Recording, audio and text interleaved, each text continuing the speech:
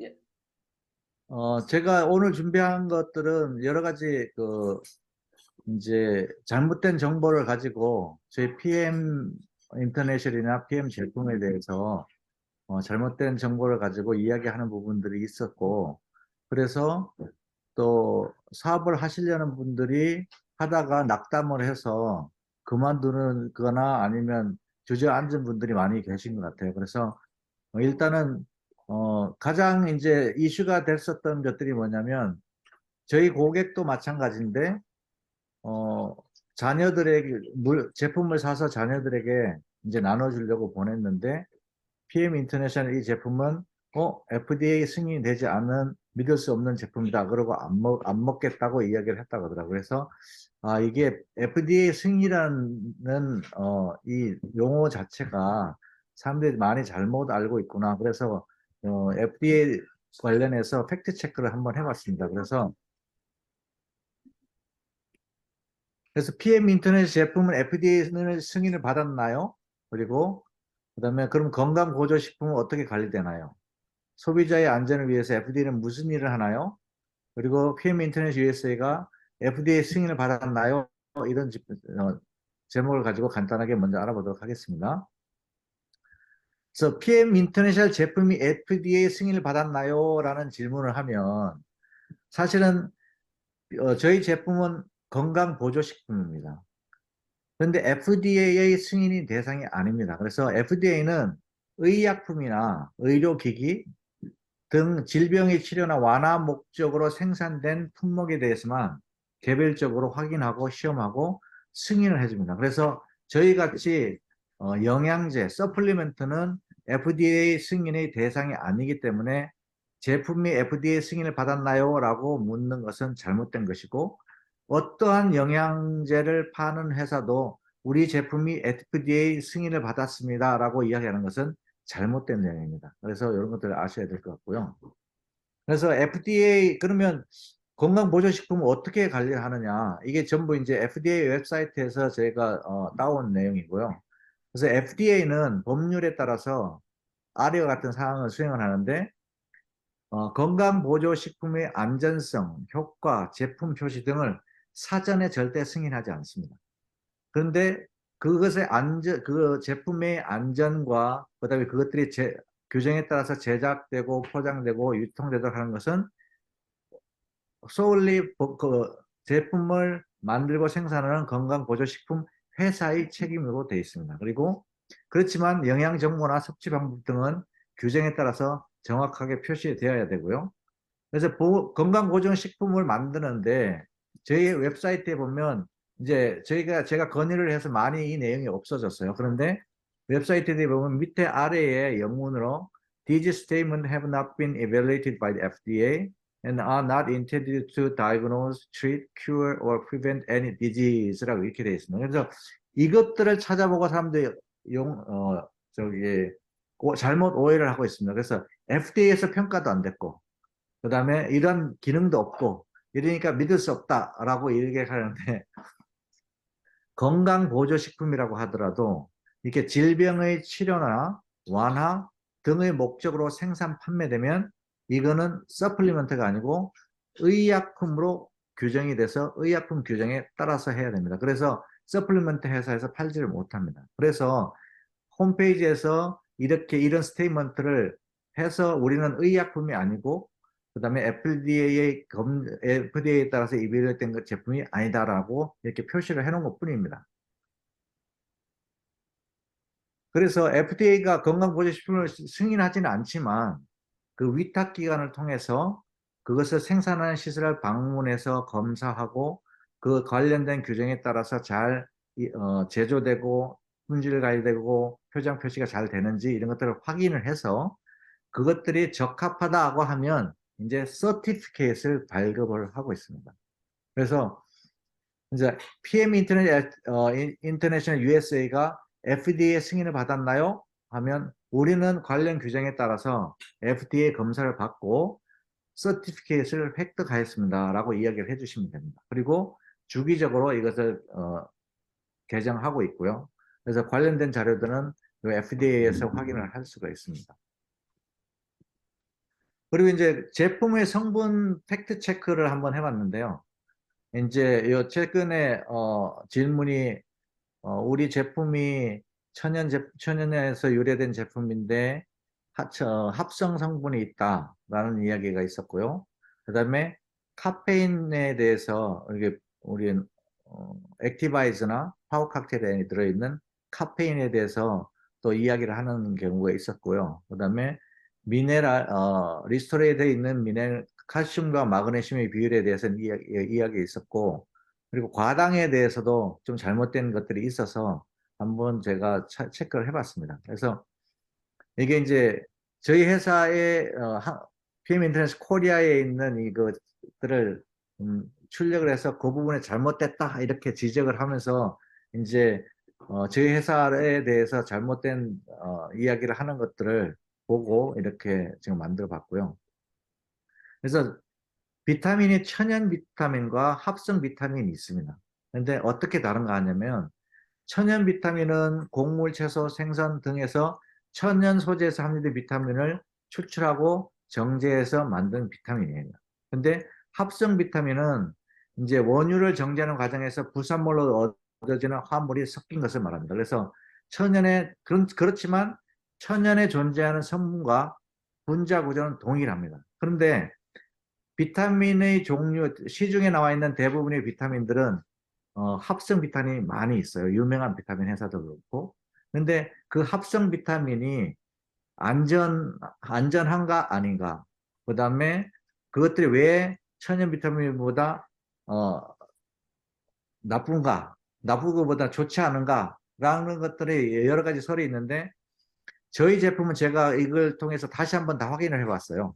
그래서 확인해 봤는데, 어, DL-알파 토코페롤이라고 되어 있는데 이게 사실은 비타민 E입니다. 비타민 E인데 그것이 여기 보면 DL이라고 해서 L이라고 쓰여 있는 부분이 lever와 해서 left라는 뜻인데 그게 합성 비타민일 때 그거를 L을 표시를 합니다. 그래서 저희 제품 중에 비타민 E는 합성 비타민이 맞습니다. 그런데 천연 비타민 E와 합성 비타민 E의 가장 일반적인 제품에서 천연 비타민 E와 합성 비타민 E의 차이점은 뭐냐면 흡수율이 차이가 있습니다. 그래서 천연 비타민에 비해서 합성 비타민이 흡수율이 떨어지는데 그런데 안전성에는 차이가 없습니다. 그렇지만 저희 여러분들이 다 아시다시피 우리 PM 제품은 NTC 공법을 사용했죠. 그래서 비타민 E는 지용성인데 NTC 공포의 가장 핵심이 되는 마이크로솔브나 미세라 기술을 통해서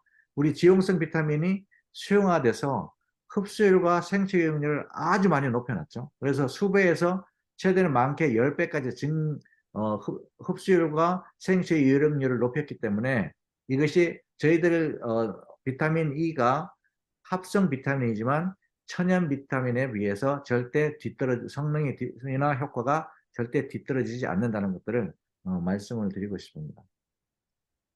그 다음에 카페인에 대해서 이제 이야기가 있었었는데요.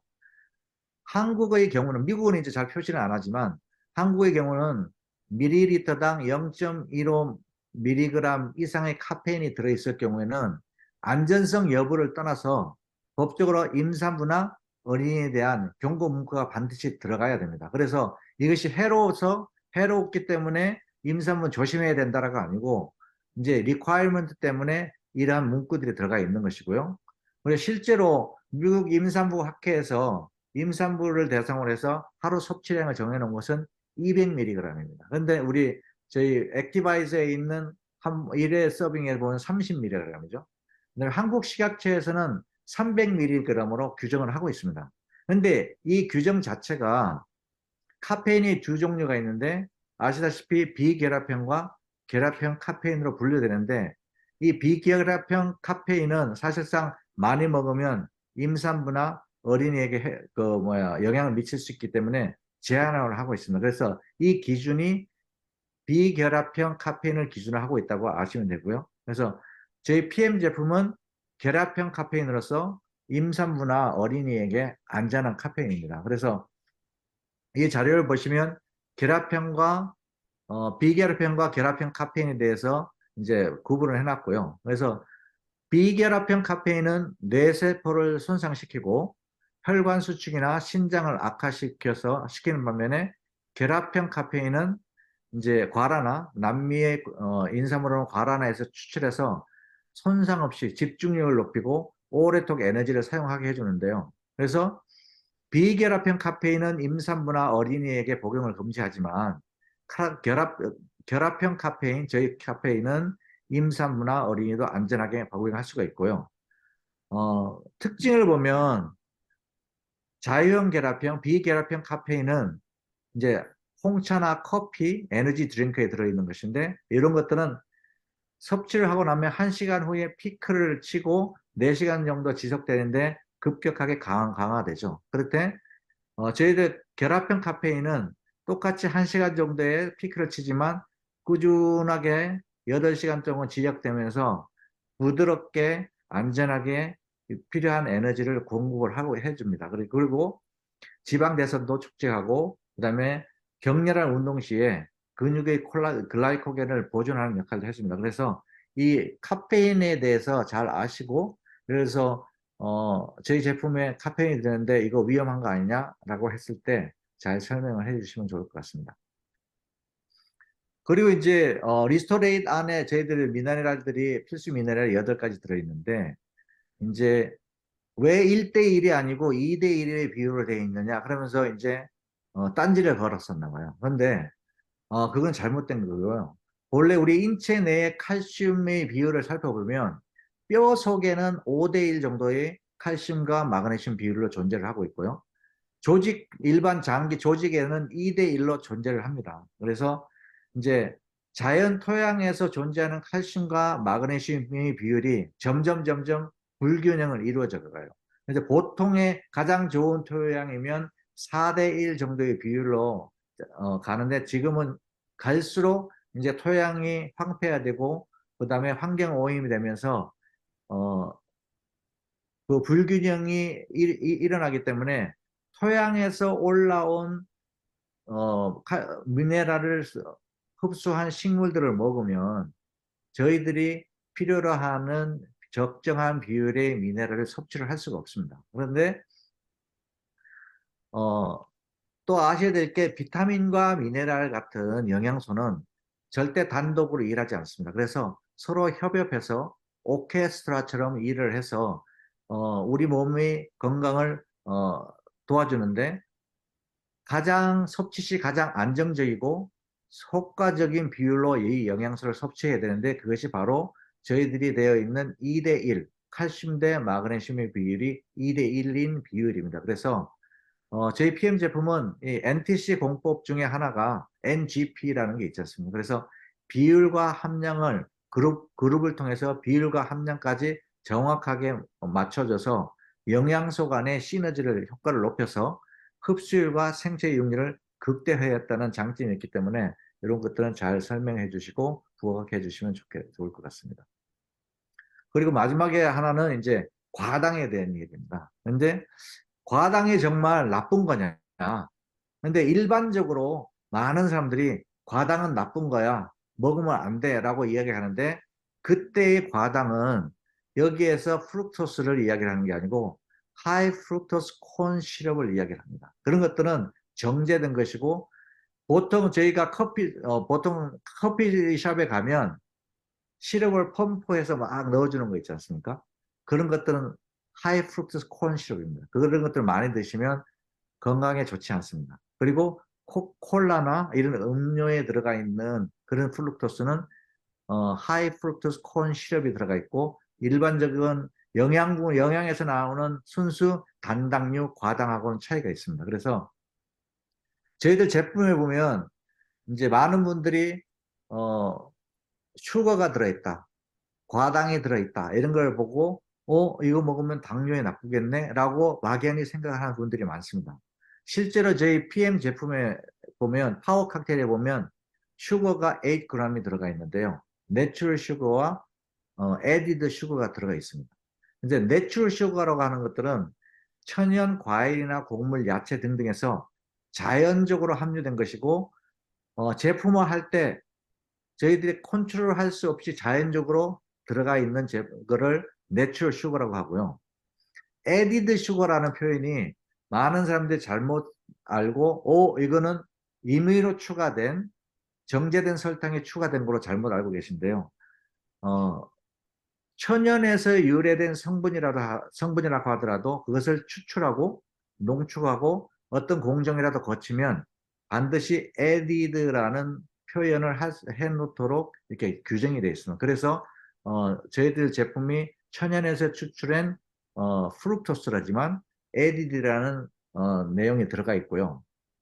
그래서 이게 파워 칵테일의 인그리디언트를 이렇게 보면 이제 슈거가 8g 정도 들어가 있다고 되어 있습니다. 그리고 에디드 슈거가 7g인데 여기 보면 칼로리를 보면 전체 칼로리가 한 45가 한 포로가 45 칼로리 정도 되는데요. 그 중에 탄수화물이 13g인데 13g의 탄수화물 중에 섬유질, 파이버가 5g 있고요. 그게 이제 20칼로리 정도 되고 여기서 이야기하는 슈거가 8g인데 이 8g에 뭐냐면 내추럴하게 들어갈 수밖에 없는 1g의 내추럴 슈거가 4칼로리 정도 되어 있고요. 그 다음에 또 슈거 8g 중에서 스테비올이라고 했는데 스테비아에서 추출한 1.75g은 칼로리가 없는 슈거입니다. 그래서 단맛만 내는 거. 그래서 순수하게 정확하게 파워 칵테일에 들어가 있는 프룩토스 과당은 5.25g이고 그래서 한 21칼로리 정도 됩니다. 그래서 토탈에서 45칼로리가 들어가 있는데 5g의 프룩토스가 많으냐? 일반적으로 이런 거 인그리디언트에 나와 있는 슈거를 보고 과민 반응을 많이들 보이시는데 옆에 보시면 바나나 하나를 드시면 프룩토스가 6g 정도 들어있습니다. 근데 그러면 과일을 먹지 말아야 되는가? 뒤에도 나오겠지만 영양학에서는 건강학회에서는 뭐냐면 5포션 정도는 매 에브리데이 과일을 먹어줘야 된다라고 이야기를 해요. 건강한 삶을 위해서는 그렇게 이야기를 하고 있는데 그 이유가 있습니다. 이제 그래서 슈거, 당, 포도당, 과당 이런 걸 이야기할 때 이제 그리고 당뇨병을 이야기할 때 가장 신경 쓰는 것이 뭐냐면 당 지수라는 게 있습니다. 그래서 당에는 포도당과 과당으로 크게 나눌 수 있는데 모든 음식에는 혈당을 올리는 정도에 따라서 당 지수, GI, 글라이세믹 인덱스라는 게 있습니다. 그래서 포도당 같은 경우는 이제 단당인데 탄수화물이 최종적으로 분해돼서 소장에서 흡수될 때는 포도당 글루코스로 최종 분해가 되는데 그 글루코스를 기준으로 하면 혈당을 급속히 올리니까 당 지수가 100입니다. 100. 근데 이제 이거 간단히 보면 당을 흡수할 때 전부 다 소화가 되고 난 다음에 1차적으로 우리 몸에 흡수되는 것이 소장이에요. 소장에서 흡수되고 난 다음에 그것이 모세혈관을 타고 가서 간과 심장을 통해서 전체 조직으로 분포가 되는데 관문이 두 개가 있습니다. 첫째 관문은 소장에서 흡수될 때의 관문인데 여기 보면 어, 여기 이제 소장의 육모입니다. 육모인데 SGLT1이라는 게 이제 소디움 글루코스 코 트랜스포터 타입 1이라는 건데 얘는 이제 인슐린에 관계되어 있는 채널이고요. 그 다음에 글루트5라는 것들은 과당이 통과하는 관문이에요. 근데 얘는 인슐린하고 관계가 없습니다. 그리고 글루트라고 하는 것은 이제 글루코스가 통과하는 부분인데 얘도 인슐린하고는 관계가 없어요. 그래서 포도당이 통과되는 거는 여기 SGLT1하고 글루트를 통해서 들어가고 그 다음에 과당, 플룩토스는 글루트5라는 채널을 통해서 소장에서 흡수가 되는데요. 그래서 과당은 글루5를 통해서 글루5로 들어가서 이제 우리 몸에 들어오는데 그러면 이제 인슐린이라는 것들을 알아야 되는데 포도당을 우리 몸의 혈당과 아주 밀접하게 관련된 것들이 뭐냐면 호르몬인 인슐린입니다. 그래서 우리 포도당이 몸에 딱 소장에서 이제 분해돼서 들어오게 되면 벌써 우리 뇌에서 시그널을 받아서 췌장에서 인슐린을 분비합니다. 그래서 일부는 SGLT, 인슐린에 센시티브한 SGLT1을 통해서 들어오고 어떤 일부의 포도당들은 인슐린하고 관계가 없는 글루2라는 경로를 통해서 들어오는데 인슐린이 이제 SGLT 처음에 소장해서 들어오는 요거는 열어줘야 되고 나중에 세포에 들어갈 때는 글루트4라는 채널을 통해서 들어옵니다. 그래서 얘는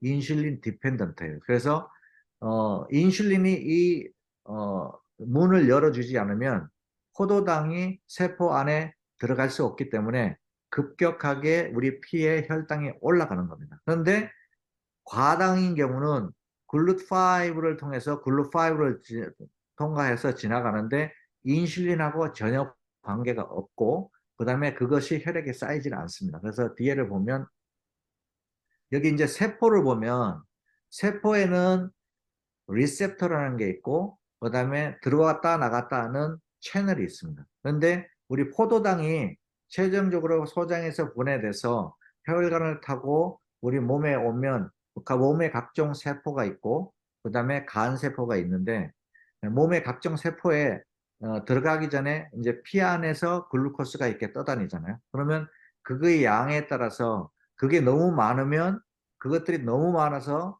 소변으로 배출이 돼서 소변에서 당이 너무 많이 검출되는 게 그게 당뇨입니다. 그래서 이 이제 당뇨의 원인이 되는 것이 뭐냐면 인슐린이 본래 과당이 포도당이 들어오면 인슐린이 분비가 돼서 췌장에서 인슐린이 분비가 돼서 이 세포 안에 인슐린 리셉터가 있는데 거기에 인슐린이 딱 들어가면 그것이 어, 포도당이 들어올 수 있는 이 통로를 열어주는 역할을 합니다. 그런데 이제 당뇨가 심하신 분들은 음식 조절이 안 되거나 과식을 하거나 탄수화물을 너무 많이 드시거나 그다음에 췌장의 세포가 손상이 되거나 이렇게 되면 인슐린 분비가 잘 되지도 않고 또 인슐린 분비가 돼도 이 세포에서 인슐린을 잘 받아들이지 못하는 게 되는데 그럴 경우에 당뇨로 발전이 됩니다. 그래서 당뇨병의 원인이 되는 그 당뇨의 현상이 있으신 분들은 단당류, 글루코스 이런 것들이 GI 지수가 높은 음식을 섭취하는 데는 매우 주의를 하셔야 되고요. 그래서 이 이제 글루코스가 우리 혈중에 다니다가 세포에 들어오려면 앞에서 말씀드린 것처럼 인슐린이 와서 이 인슐린이 글루코스를 들어오는 이 채널을 열어줘서 세포 안에 들어오면 간에서는 일정량이 글리코겐이라는 형태로 저장이 되고요. 그 다음에 세포 안에서 피브로산이라는 것으로 바뀌어서 미토콘드리아 안에서 에너지로 쓰이기도 하고 그것이 너무 과다하면 이제 아디포스 티슈, 패티 애시드로 해서 거기에 이제 지방으로 저장되는데 탄수화물을 단당류를 너무 많이 섭취를 하면 또 비만의 원인이 되기도 합니다. 그래서 그럼 과연 과당의 경우 이거 저희가 먹는 저희가 드시는 제품의 파워 칵테일에 들어있는 에디드 슈거, 글루코스 과당이나 또 리스토레스에 있는 과당 그것이 과연 먹으면 정말 당 지수를 올리고 그다음에 당뇨를 심하게 만드느냐 그건 아닙니다. 그래서 말씀드렸듯이 인슐린하고 관계가 없이 글루파이라는 채널을 통해서 들어오고 그것이 바로 대부분 과당은 간세포에서 많이 쓰입니다. 그래서 과당의 경우는 아까 앞서 말씀드린 것처럼 당 지수가 16입니다. 16. 그래서 토마토나 버섯 같은 경우는 당 지수가 29에서 30이지만 그거보다 더 야채보다 더 낮은 당 지수가 16이기 때문에 절대 이 과당 5g이나 3g 정도를 먹어서 우리 혈액 내에 포도당이 많아져서 혈당을 높이는 결과를 같이 초래하지를 않습니다.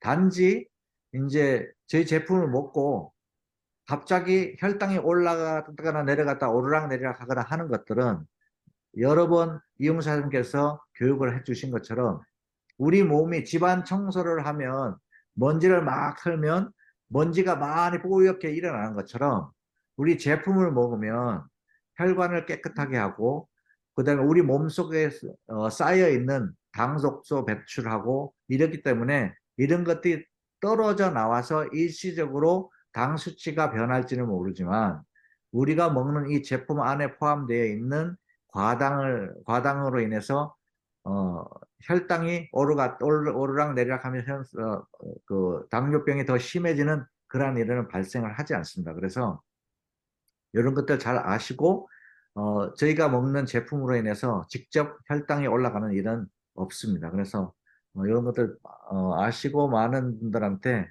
이거 좀 잘 설명을 해주시면 도움이 될 것 같습니다.